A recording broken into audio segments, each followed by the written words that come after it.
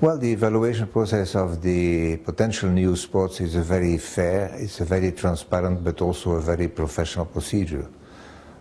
We look first into all the different criteria of each sport.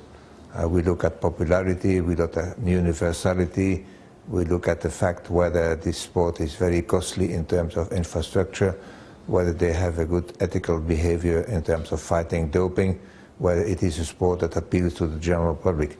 That's the first part. Secondly, we send experts and observers to the world championships and major events. We also hear and look what other people in the field of sports are telling us about the sport.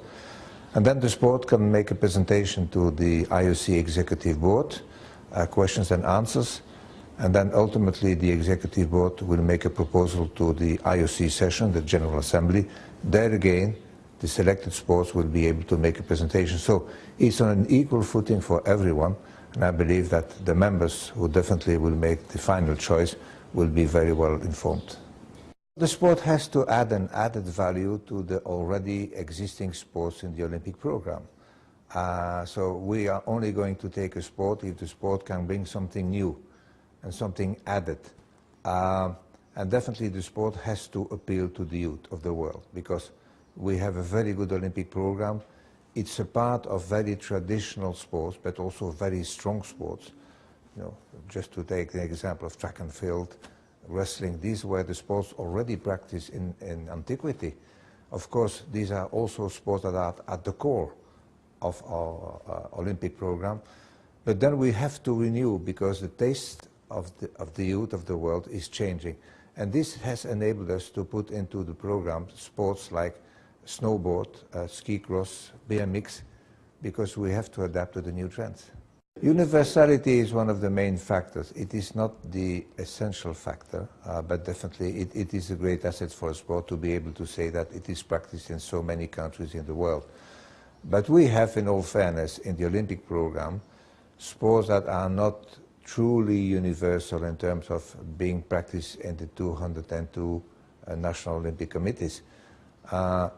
But they have a particular appeal to a certain region of the world, and therefore they deserve their place. I don't like the word minority sport. There are no minority sports for us. All sports are on equal footing. Not all sports have the same popularity, this is true. But some sports have a great popularity in a continent or a subcontinent, and they deserve their place at the Olympic Games.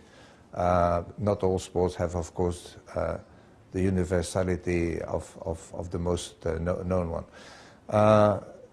Participating in the Olympic program gives us, of course, a great visibility to the sport. It is a great way to develop the sport.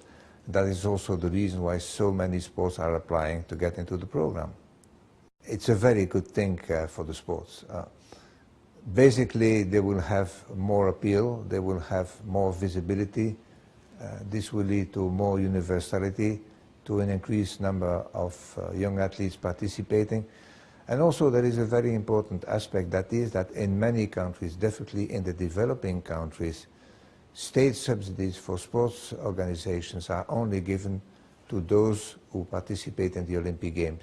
So getting an Olympic status for these sports would open up the door for state funding of sport in many, many countries. It would be wrong to believe that there are two tiers in the Olympic program with, let's say, you know, the traditional sports and the new, maybe a little bit trendy sports. That's not the fact. Young people nowadays are attracted by a mix of different sports.